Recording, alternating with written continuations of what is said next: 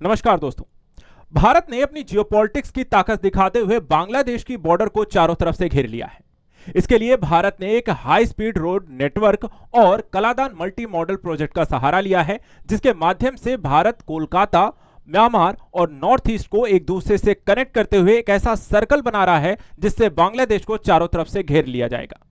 इसके माध्यम से भारत अपनी सेना के मूवमेंट को तेजी से यहां पर कर पाएगा और किसी भी अनहोनी की स्थिति में तेजी से यहां पर रिप्लाई भी कर पाएगा।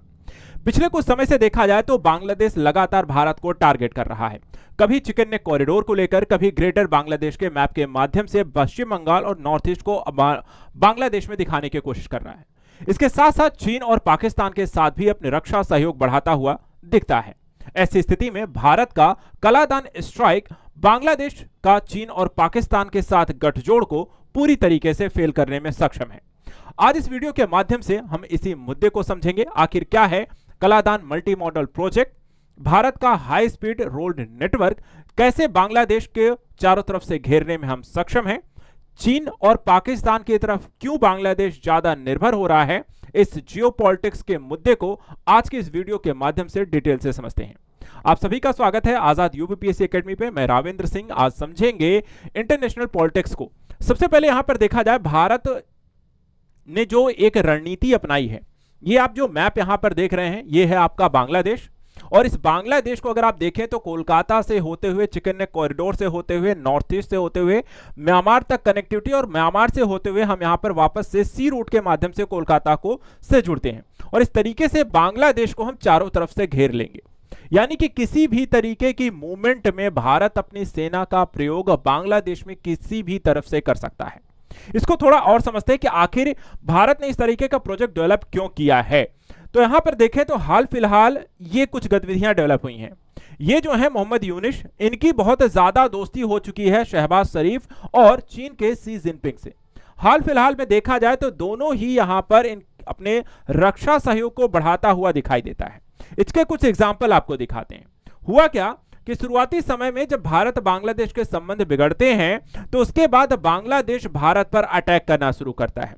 सबसे पहले भारत के सिलीगुड़ी कॉरिडोर, जिसे चिकन नेक कॉरिडोर कहते हैं, वो कहता है हम इस पर कब्जा कर लेंगे, नॉर्थ ईस्ट को भारत से अलग कर देंगे। उसके बाद दूसरा वो टारगेट करता है कि यहां पर एक ग्रेटर बांग्लादेश का मैप लाता है। ग्रेटर बांग्लादेश के मैप में वो दिखाते हैं कि उड़ीसा, बिहार, झारखंड, पश्चिम बंगाल और भारत का पूरा नॉर्थ ईस्ट जो है वो हम ग्रेटर बांग्लादेश के तहत उसको शामिल करेंगे। तीसरा यहां पर देखा जाए तो मोहम्मद यूनिस जो होते हैं वो भारत के जो ट्रेड और ट्रांसपोर्ट का सिस्टम है उसको यहां पर बाधित करना शुरू करते हैं, उसको यहां पर रोक देते हैं। यानी ये अलग अलग यहां पे गतिविधियां लगातार भारत को उकसाने के लिए, भारत के व्यापार को रणनीतिक दृष्टिकोण से यहां पर चोट पहुंचाने की कोशिश।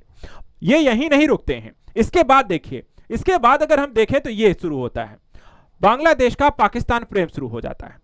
एक दूसरे देश यहां पर देखा जाए तो पाकिस्तान के जो कह सकते हैं कि आर्मी के अधिकारी जो हैं बांग्लादेश आते हैं, मोहम्मद यूनिस से मिलते हैं। वहां ये ग्रेटर बांग्लादेश वाला मैप की एक किताब जो होती है इनको यहां पे प्रस्तुत की जाती है।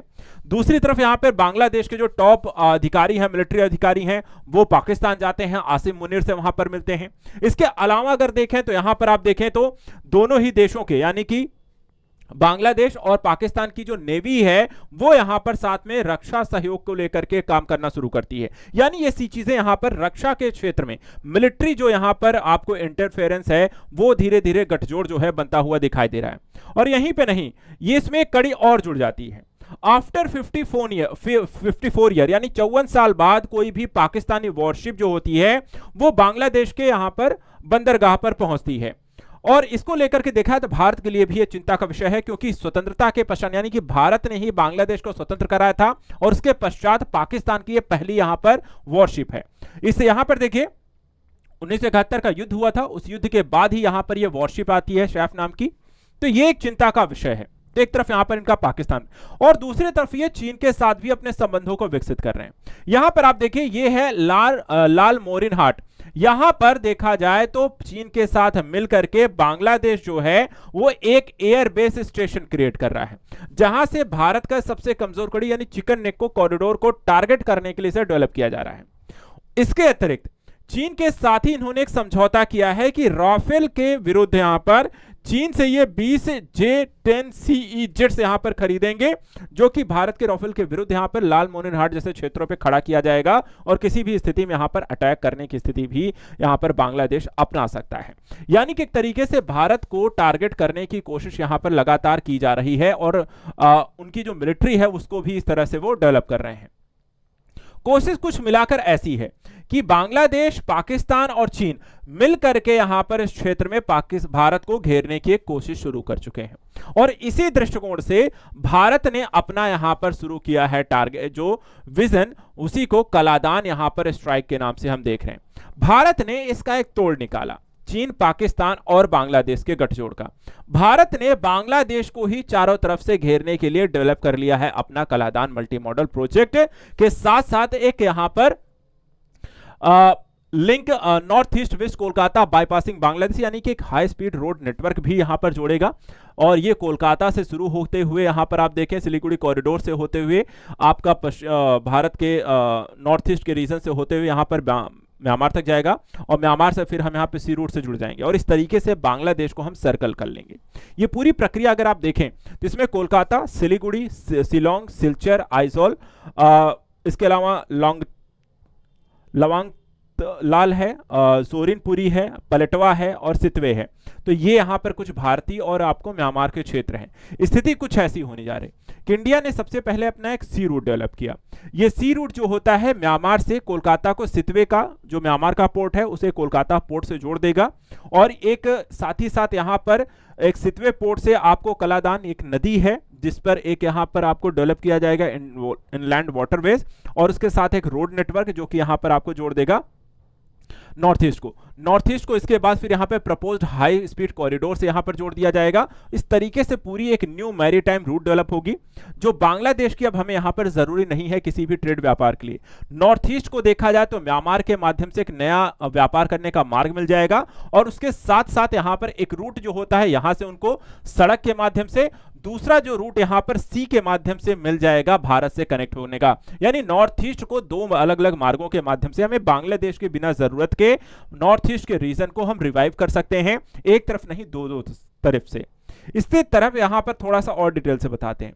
देखिए यहां पे जो कलादान मल्टी मॉडल प्रोजेक्ट है इसे हम कहते हैं कलादान मल्टी मॉडल प्रोजेक्ट। इसमें आइजोल से लेकर के यहां पर लांगतल से 87 किलोमीटर, फिर जोरिनपुरी तक यहां पर आपको देखा जाए, फिर आपका कलेतवा है, फिर इसमें पलटवा है, फिर इसका सितवे पोर्ट है 87, 49, 60, 158। ये अलग अलग यहां पर देखा जाए तो आपको निर्माण कार्य यहां पर चले हैं।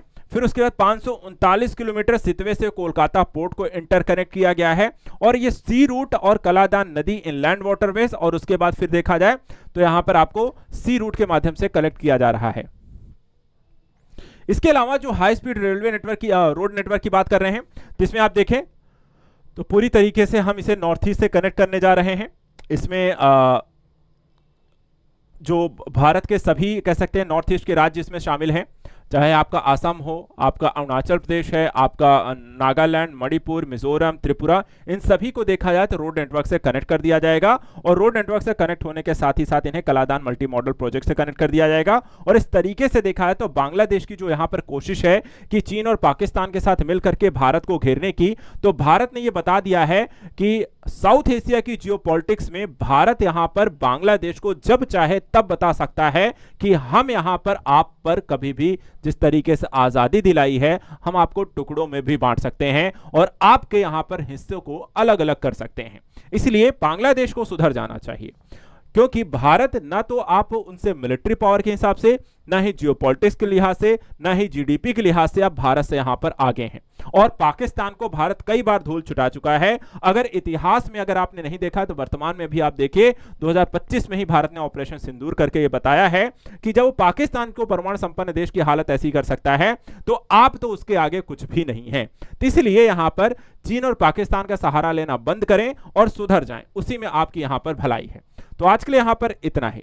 जियोपॉलिटिक्स के मुद्दे को, साउथ ईस्ट एशिया और इंटरनेशनल रिलेशन और करंट अफेयर्स के ऐसे मुद्दों को और भी यहां पर जानने समझने के लिए चैनल के साथ जुड़े रहें, सब्सक्राइब करें और कमेंट करके बताइए भारत का कलादान स्ट्राइक, भारत का किस तरीके से यहां पर एक मास्टर स्ट्रोक है और क्या बांग्लादेश को यहां पर अब सुधर जाना चाहिए, या आपकी अपनी क्या राय है वो हमें कमेंट करके जरूर बताएं। आज के लिए इतना ही। Thank you so much and good luck.